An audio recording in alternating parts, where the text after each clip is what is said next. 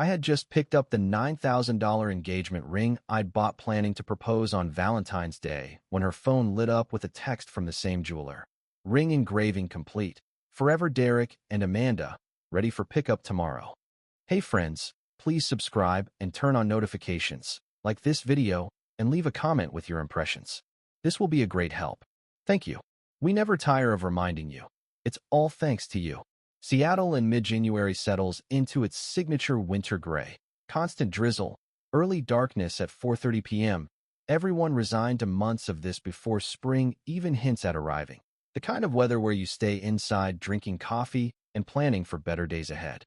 I'm 36. Work as a product manager at a tech company in South Lake Union. The kind of work where you're constantly balancing user needs with business requirements and engineering constraints, where strategic thinking and attention to detail drive everything. Amanda is 33, works as a marketing director at a biotech startup in Fremont, managing brand strategy and growth campaigns and leading a team of marketers. Sharp, ambitious, always talking about user acquisition metrics and campaign performance, constantly showing me her analytics dashboards and content calendars. We'd been together for 2 years and 7 months, living together in my condo in Capitol Hill for the past 16 months. The relationship felt solid, mature, ready for marriage. The ring purchase had happened in early December, December 7th, 10 weeks ago. I'd been thinking about proposing for months, had started casually looking at rings in the fall, trying to figure out what Amanda would like without being obvious about it. I'd found the perfect ring at a jeweler in downtown Seattle, Benbridge, a reputable place with good reviews. Round diamond, platinum setting, elegant and modern, exactly Amanda's style. $9,000, which was significant but appropriate for an engagement ring. I'd bought it December 7th. Paid in full. The jeweler said they'd need about a month for sizing and final preparation. Ring would be ready for pickup mid-January. The proposal plan was set for February 14th, Valentine's Day. Our 3-year anniversary was coming up in late February, so Valentine's felt like perfect timing. I'd been thinking about proposing at Cary Park at sunset, the classic Seattle view of the skyline and Mount Rainier if the weather cooperated, then dinner at Canlis. Romantic, memorable, perfect. Everything was planned. Ring bought, proposal location scouted, restaurant reservation made for Valentine's evening. That was 10 weeks ago. That Tuesday afternoon, January 14th, I'd gotten the call from Benbridge. Mr. Parker? This is Benbridge Jewelers. Your ring is ready for pickup.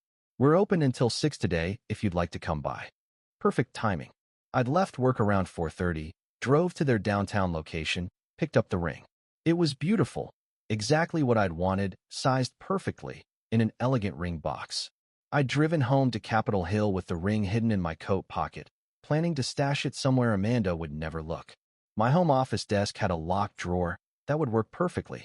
I arrived home around 5:45. Amanda's car was in our building's garage. She was home from work already. I could hear music playing from inside the condo. I walked in. Amanda was in the kitchen making dinner, her phone on the counter next to her while she chopped vegetables. Hey, how was your day? She smiled at me. Good. Productive. How about you? Really good, actually. Closed a big partnership deal today. My boss was thrilled. That's awesome. Congrats. I set my bag down, took off my coat, the ring box still in the pocket. I needed to get to my office and hide it before Amanda noticed anything. As I was hanging up my coat, Amanda's phone on the kitchen counter lit up and buzzed with a text message. Amanda was focused on cooking, didn't notice. But I was standing right there. The text notification was visible on her lock screen. Benbridge Jewelers. Hi Amanda. Your custom engraving is complete. Forever Derek and Amanda. Your ring is ready for pickup tomorrow 10 a.m. to 6 p.m. at our downtown location. Reply confirmed to hold. I stared at the phone. Read the message again. Benbridge Jewelers. The same jeweler I'd just been to. The same place where I'd bought Amanda's engagement ring. Your custom engraving is complete. Forever Derek and Amanda. Derek. Not Ryan. Derek. I knew that name. Derek was Amanda's ex-boyfriend from college. She'd mentioned him a few times early in our relationship. They'd dated for 2 years at University of Washington, been serious, broken up after graduation when Derek moved to Portland for work. She'd said they'd lost touch, hadn't spoken in years. But Benbridge had just texted her that a ring with the engraving Forever Derek and Amanda was ready for pickup. Amanda had ordered a ring from the same jeweler where I'd bought her engagement ring, and she'd had it engraved with Derek's name. I stood there trying to process this. Ryan, you okay? You look pale. Amanda had looked up from her cooking. I picked up her phone from the counter, showed her the screen with the text message. Want to explain this? Her face went completely white. Ryan, I can explain. You ordered a ring from Benbridge, the same place where I bought your engagement ring. You had it engraved, Forever Derek and Amanda. Who's it for? She didn't answer. Amanda, who did you buy that ring for? Derek, she whispered. Your ex-boyfriend Derek. The one you said you haven't talked to in years. We reconnected. Last summer. He moved back to Seattle. You've been in contact with Derek since last summer? For 6 months. Yes. And you bought him an engagement ring? Yes. I felt like the floor had dropped out. Are you planning to propose to him? She started crying. I didn't know what else to do. I love both of you. You love both of us. You're living with me while buying an engagement ring for your ex-boyfriend. Derek and I have history. We were together in college. We were supposed to get married back then, but the timing was wrong. So when he moved back to Seattle, you reconnected, started a relationship with him while living with me, and you're planning to propose to him. I was trying to figure out which relationship I wanted to be in long term. I couldn't decide. So you decided to buy Derek an engagement ring. That's a pretty clear decision. I haven't proposed yet. I was still thinking about it. You ordered a ring. You paid for custom engraving. Forever Derek and Amanda. That's not still thinking about it. That's planning to propose. I pulled out my phone. Called Benbridge Jewelers. Benbridge, this is Marcus. How can I help you? Hi Marcus, this is Ryan Parker. I picked up a ring from you earlier today. I need to ask you something. Do you have another order for Amanda Chen? Let me check. Yes, we do. Custom order placed December 10th, ready for pickup tomorrow. December 10th. 3 days after I'd bought my ring for Amanda. Can you tell me the details of that order? I'm not sure I should share another customers. I'm her partner. We live together. I need to know. Marcus hesitated. Men's platinum band, custom engraving inside, Forever Derek and Amanda. Total was $6,500. Paid in full. Thank you. I hung up. Looked at Amanda. You spent $6,500 on a men's platinum wedding band for Derek. With custom engraving. Ordered it December 10th, 3 days after I ordered your ring. You've been planning to propose to him for over a month. Ryan, please understand. Understand what? That you've been living with me while planning to marry your ex-boyfriend? That you were going to propose to him while I was planning to propose to you? You were planning to propose? She looked shocked. I pulled the ring box out of my coat pocket, opened it, showed her the $9,000 engagement ring. I was planning to propose on Valentine's Day. Had it all planned. Kerry Park at sunset, then dinner at Canlis. I've been planning this for months. She stared at the ring, crying harder. So we both bought rings. I bought one for you. You bought one for Derek. We were both planning proposals. But you weren't planning to say yes to me, were you? I didn't know you were going to propose. Would it have mattered? You already bought Derek's ring. You already had it engraved forever. You'd already made your choice. I love you both. I didn't want to hurt anyone. So your plan was what? Propose to Derek, marry him, but keep living with me until when? Until after the wedding. I was going to tell you. Before I proposed to Derek. When? You're picking up his ring tomorrow. Were you going to tell me tomorrow? This week? Or were you going to wait until after you'd already proposed to him? She didn't answer. Amanda, when were you planning to tell me you're leaving me for Derek? I don't know. I was paralyzed. I couldn't make a decision. You made a decision. You bought an engagement ring for Derek. You're picking it up tomorrow. You've already decided. You just haven't told me yet because you want to keep both of us until you absolutely have to choose. That's not fair. What's not fair is living with me while planning to marry someone else. What's not fair is letting me buy you a ring while you're buying one for your ex. What's not fair is hiding a 6-month relationship with Derek while pretending everything is normal with me. I called the number from the Benbridge text on Amanda's phone. Put it on speaker. Benbridge Jewelers, this is Marcus. Marcus, it's Ryan Parker again. The Amanda Chen order. Can you tell me when she placed it and what her pickup appointment is? She placed the order December 10th. Pickup appointment is tomorrow, Wednesday, January 15th at 11 a.m. Thank you. I hung up. Looked at Amanda. You have an appointment tomorrow at 11 to pick up Derek's ring. Where are you planning to propose? I don't know yet. When were you planning to do it? Maybe this weekend. So you were going to propose to Derek this weekend, while living here with me, and you were just going to come home after proposing to him and act like everything was normal? I was going to tell you after. I was going to explain everything. Explain that you chose him over me, that you're engaged to your ex-boyfriend, that I should move out so you and Derek can be together. She was sobbing. What are you going to do? I'm ending this. We're done. You can be with Derek without lying to both of us. Both of us? What do you mean? Does Derek know about me? She didn't answer. Amanda, does Derek know you've been living with me for 16 months while seeing him? No. So Derek thinks you're single. Available. He has no idea you're in a relationship with me, living with me, building a life with me. He knows I have a roommate. A roommate? You told him I'm your roommate. I didn't know how to explain. You didn't want to explain because then Derek would know you've been cheating on me with him, or cheating on him with me, or both. I pulled out my phone and searched Facebook for Derek.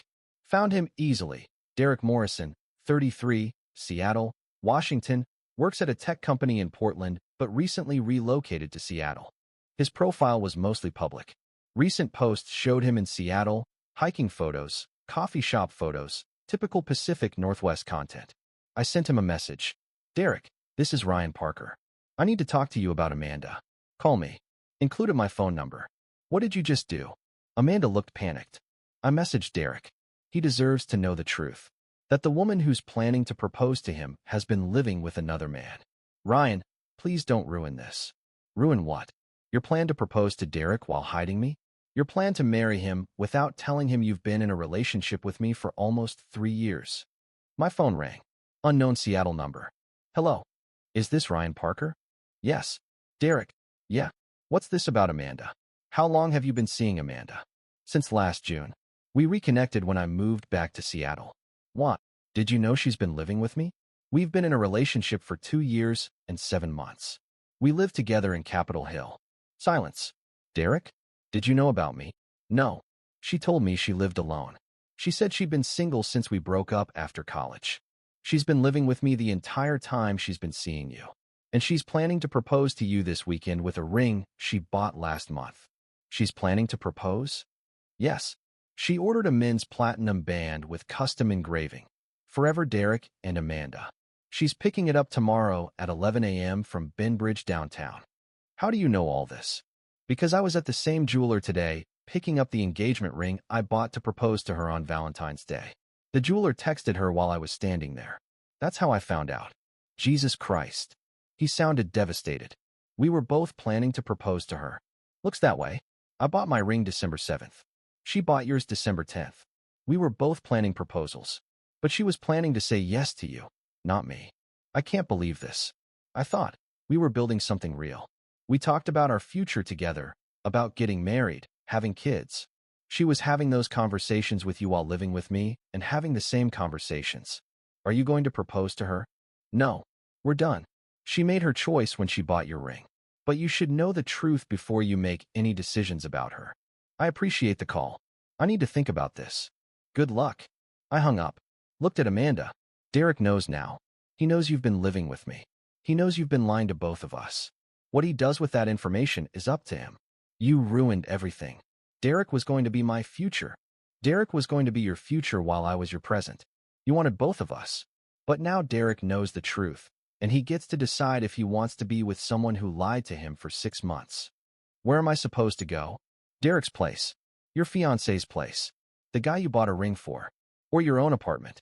But you're not staying here. Over the next several hours, Amanda packed. Cried. Apologized. Said she'd made a terrible mistake. Begged for another chance. I didn't engage. Just helped her pack efficiently so she could leave. Around 11 p.m., she'd loaded her car with essentials. She'd come back for the rest over the next week. I'm sorry. I'm so sorry. I never meant to hurt you. You bought an engagement ring for your ex-boyfriend while living with me. You absolutely meant to hurt me. You just didn't mean for me to find out. She drove away. The next morning, I called my attorney. David, I need to understand something. I bought a $9,000 engagement ring planning to propose to my girlfriend. Found out she's been cheating with her ex and bought him an engagement ring too. Can I return my ring? Check the jeweler's return policy. Most have a return window if the ring hasn't been given. Since you didn't actually propose, you should be able to return it. I called Benbridge. Hi Marcus, it's Ryan Parker. I picked up a ring yesterday. I need to return it. The engagement isn't happening. I'm so sorry to hear that. We have a 30-day return policy. Bring it in and we'll process a full refund. I returned the ring that afternoon. Got my $9,000 back. While I was at Ben Bridge, I asked Marcus, the Amanda Chun order, has she picked it up? Let me check. No, she canceled it this morning. Requested a refund. So Amanda had canceled Derek's ring. Either because Derek had confronted her and ended things, or because she realized her plan had fallen apart. Over the next week, Amanda came by twice to pick up more of her belongings. We didn't talk beyond logistics. Early February, I got a message from Derek on Facebook. Ryan, I wanted to thank you for telling me the truth. I ended things with Amanda the night you called. I can't be with someone who lied about something that fundamental. I hope you're doing okay. Thanks, Derek. I appreciate you reaching out. Hope you're doing well, too. I am. Dodged a bullet, I think. We both did. By mid-February, what would have been Valentine's Day, what would have been my proposal day, I was completely reset. The condo felt like mine again. Started taking Pacific Northwest cooking classes, proper salmon preparation, mushroom foraging, regional seafood techniques. The local cuisine was grounding. Work at the tech company continued its normal rhythm. Product launches, user research, sprint planning, the work I'd always done. I thought about that moment sometimes. Standing in my kitchen, Amanda's phone lighting up with the text from Ben Bridge. Reading Forever Derek and Amanda, and realizing she'd bought an engagement ring for someone else while living with me. The fact that we'd both been at the same jeweler, both buying rings, both planning proposals, but she was planning to propose to her ex while I was planning to propose to her. I didn't feel triumphant about Amanda's situation. I felt clear about the decision I'd made. I'd bought a ring planning to propose on Valentine's Day. She'd bought a ring planning to propose to her ex on some weekend in January. We both had the same idea, but for different people. Better to find out from a jeweler's text than to have proposed and heard her say no. I didn't feel vindicated.